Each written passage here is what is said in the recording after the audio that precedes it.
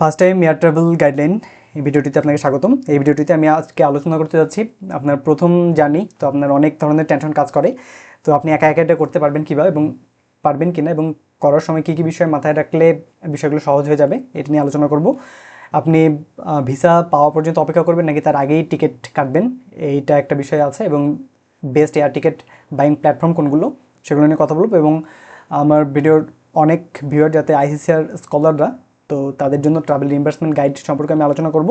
এবং international card কি দরকার টিকিট প্রাইস পে করার জন্য, নাকি আপনার হোম কারেন্সি যেটা আছে আপনার ব্যাঙ্ক অ্যাকাউন্ট, তো ব্যাঙ্ক ব্যালেন্স আপনার হচ্ছে টাকাতে আছে অথবা অন্য কিছুতেও থাকতে পারে, তো সেইটা দিয়েই আপনি বাই করতে পারবেন কিনা, তো এই সমস্ত বিষয়গুলো নিয়ে আজকের ভিডিওতে আলোচনা করব। তো শুরু থেকে শেষ পর্যন্ত দেখুন, আশা করি গাইডলাইন পেয়ে যাবেন এবং বিষয়টা আপনার জন্য ইজি হয়ে যাবে। তো প্রথম কথা হচ্ছে ফার্স্ট ফ্লাইট আমি কি এটা একা একা ম্যানেজ করতে পারবো কিনা, কি মনে হয় আপনার? হ্যাঁ, আপনি পারবেন। তো এটা হয়তো বা আপনার জন্য প্রথম, কিন্তু অনেকেই আছে যারা হচ্ছে রেগুলার ফ্লাইটের মাধ্যমেই তারা যাতায়াত করে। তো আপনি এয়ারপোর্টে যাবেন, গিয়ে তাদের সাথে আলাপ করতে পারবেন। অবশ্যই আপনি যেহেতু ফার্স্ট টাইম ফ্লাইট, একটু আগে ভাগে যাবেন।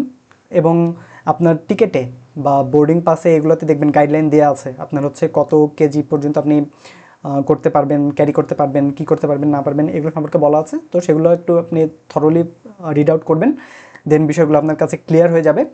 এবং আপনি এয়ারপোর্টে গিয়ে আপনি পড়াশোনা জানেন, কাজেই আপনি হচ্ছে ডিরেকশনগুলো পড়বেন এবং এমন কারোর সাথে আলাপ করতে পারেন যে this is my first time, so how can I do what after what. তো এই ধরনের আলোচনা যখন করবেন, দেখবেন যে আপনি গাইডলাইন ইজিলি পেয়ে যাচ্ছেন। এত টেনশনের কিছু নেই, আপনি এয়ারপোর্ট পর্যন্ত যেতে পারছেন মানে আপনি ফ্লাইটে উঠতে পারবেন। তো বিষয়টা এই ভরসা আপনার নিজের উপর রাখেন, that's enough for you. And then do you need visa পর্যন্ত কি অপেক্ষা করবো নাকি এর আগেই হচ্ছে টিকিট অ্যাপ্লাই করব?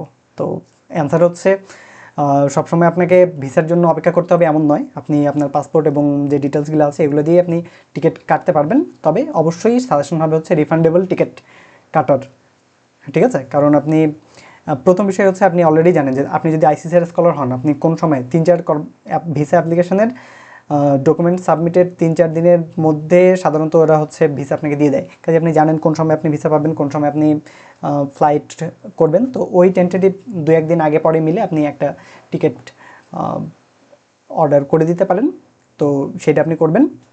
আর যদি এগুলোর হচ্ছে এইটা যদি আপনি করেন তাহলে অবশ্যই যেন টিকিটটা রিফান্ডেবল হয়। আর যদি হচ্ছে এগুলোর রিস্ক না নিতে চান তাহলে ভিসা পাওয়া পর্যন্ত অপেক্ষা করবেন। তবে ভিসা পাওয়া পর্যন্ত অপেক্ষা করলে যেই ড্রব্যাকটা আছে সেটা হচ্ছে আপনাকে বেশি টাকা দিতে হবে। কারণ আপনি যদি 17 তারিখে বা হচ্ছে 25 তারিখে ট্রাভেল করতে চান, আর আজকে যদি আপনি 17 তারিখেও টিকিট না কাটেন, তাহলে 20 তারিখে গিয়ে টিকিট কাটতে হলে আপনাকে অবশ্যই বেশি প্রাইস দিয়ে টিকিটটা কাটতে হবে, ঠিক আছে? তো এটা আপনি মাথায় রাখবেন। আর যদি হচ্ছে এইটা নিয়ে আর খুব বেশি কিছু বলতে চাই না। আর দ্বিতীয়ত হচ্ছে like and subscribe to the channel would be very much appreciative. So কারণটা কি? কারণ হচ্ছে ক্যারিয়ার ক্যারেক্টার ইন অ্যাব্রড, এটা একটা বড় নাম। তো এটা সবসময় আপনি সার্চ দিয়ে হয়তো বা পাবেন না, বা চ্যানেলটাকে খুঁজে পাওয়া একটু কষ্টকর হয়ে যেতে পারে। তো আপনি সাবস্ক্রাইব করে রাখলে তো ভিডিওটা দেখবেন যে এই চ্যানেলের ইনফরমেটিভ ভিডিওগুলো আপনার কাছে ইজিলি চলে আসছে। And then can I pay in my home country's currency? হ্যাঁ, অবশ্যই। আপনি আপনার নিজের যে দেশের কারেন্সি সেটা টাকা বাংলাদেশের জন্য, তো সেটা দিয়েও কাটতে পারবেন টিকিট অবভিয়াসলি। তো ম্যাক্সিমাম যে আমি হচ্ছে এখন প্ল্যাটফর্মগুলোর কথা বলবো, ticket buying platform, online platform, এগুলো অনলাইনেই। তো সেগুলো হচ্ছে আপনার হোম কারেন্সি সাধারণত সাপোর্ট করে। ইন কেস যদি এটা সাপোর্ট না করে, সাপোজ আপনার প্রাইস দেখাচ্ছে ইন্ডিয়ান রুপিতে অথবা হচ্ছে ইউএস ডলারে, তো সেক্ষেত্রে আপনার ব্যাঙ্ক অটোমেটিক্যালি এটাকে কনভার্ট করে নেয়, ঠিক আছে? তো এটা হচ্ছে ইন্টারন্যাশনাল যেই কারেন্সি আছে সেই কারেন্সিতে ওরা হচ্ছে কনভার্ট করে নেয়। তো করে নিয়ে ওই অনুযায়ী হচ্ছে আপনি টিকিটটা কাটেন। এই ক্ষেত্রে আপনার ব্যাঙ্ক হয়তো বা একটু এক্সট্রা চার্জ আপনাকে করতে পারে, তবে এটা খুব বেশি নয়। কাজে এটা নিয়ে আপনার টেনশনের কিছু নাই যে আপনার ইন্টারন্যাশনাল কার্ড লাগবে কি না। তো এই ধরনের টেনশনগুলো কাজ করে, তো এগুলো নিয়ে টেনশনের কিছু নাই। এখন কিছু বেস্ট এয়ার টিকিট প্ল্যাটফর্ম সম্পর্কে আমি কথা বলবো। তো অবশ্যই প্রথম আমি যেটা সাজেস্ট করবো সেটা হচ্ছে স্কাই স্ক্যানার। কারণটা হচ্ছে এখানে আপনি চিপেস্ট রেটে আপনি টিকিট পেয়ে যাবেন, এবং পাশাপাশি এটা হচ্ছে অনেক এয়ারলাইন এজেন্সি এগুলো নিয়ে কাজ করে। তো এই টিকিটগুলো আপনি এখানে পেয়ে যাবেন একই ফ্লাইটের জন্য, বিভিন্ন একই টিকিটের জন্য আর কি, বিভিন্ন এয়ারপ্লেন এগুলোর হচ্ছে টিকিট আপনি পেয়ে যাবেন। এবং পাশাপাশি এটা অনেক কারেন্সি সাপোর্ট করে, ওকে? তো এরপর হচ্ছে গুগল ফ্লাইট আছে, এখানেও বিভিন্ন ফেয়ার কম্প্যারিজন আছে, তো এটাও আপনি দেখতে পারেন। এখানে আমি 4টা প্ল্যাটফর্মের কথা বলেছি, আসলে এয়ার টিকিট বাইয়ের জন্য অনেক প্ল্যাটফর্ম আছে, তো আপনি সবগুলোই দেখতে পারেন। তবে সবগুলো দেখার আপনার সময় নাও হতে পারে, ঝামেলাপূর্ণ মনে হতে পারে, তবে কমপক্ষে 2-3টা প্ল্যাটফর্ম আপনি আপনার যেই দিন যাওয়ার জন্য চিন্তা করছেন ওই দিনের জন্য এই 2-3টা প্ল্যাটফর্ম থেকে চেক করবেন, তারপর আপনি টিকিটটা কাটবেন, ঠিক আছে। তো এরপর হচ্ছে মেক মাই ট্রিপ আছে। তো মেক মাই ট্রিপ যদি আপনি যেহেতু আপনি ইন্ডিয়াতে আসছেন, তো কাজেই এইখানে ইন্ডিয়ার মধ্যে এটা অনেক পপুলার এবং অনেক কাস্টমার সাপোর্টিভ।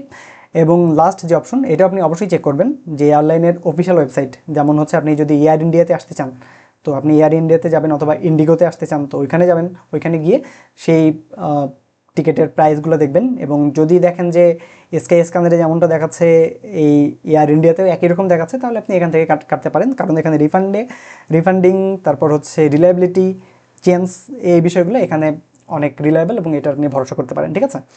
তো এটা হচ্ছে সাধারণ লোকদের জন্য। আর পাশাপাশি এখন আমি আরেকটা পয়েন্ট নিয়ে যেটা বলতে চাই সেটা হচ্ছে travel reimbursement guide for the ICCR scholars.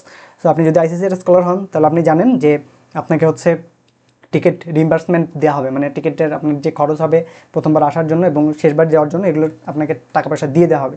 তো এই টাকাটা পাওয়ার জন্য আপনাকে যেটা করতে হবে, সমস্ত টিকিট ডকুমেন্ট যেগুলো আছে সেগুলো আপনি সাথে রাখবেন, হার্ড কপিগুলো, অরিজিনালগুলো, ঠিক আছে। কারণ হচ্ছে আপনাকে এগুলোর অনলাইন ফর্ম বা হার্ড পিডিএফ আপনাকে পোর্টালে আপলোড করতে হবে।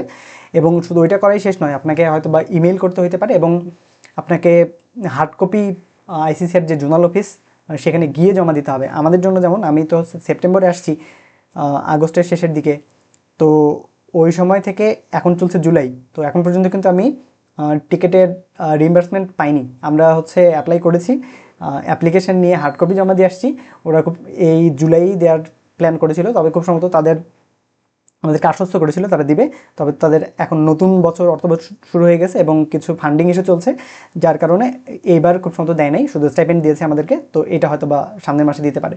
তো বুঝতে পারছেন, প্রায় 1 বছর আপনাকে এই সমস্তগুলো যত্নে রাখতে হবে, এগুলো একটা ফাইলে রেখে দিবেন, তাহলে আপনি পরবর্তীতে প্রসেসগুলো ফলো করে রিইম্বার্সমেন্ট পাবেন। So that was all, and don't forget to subscribe, and all the best for your first time journey by year.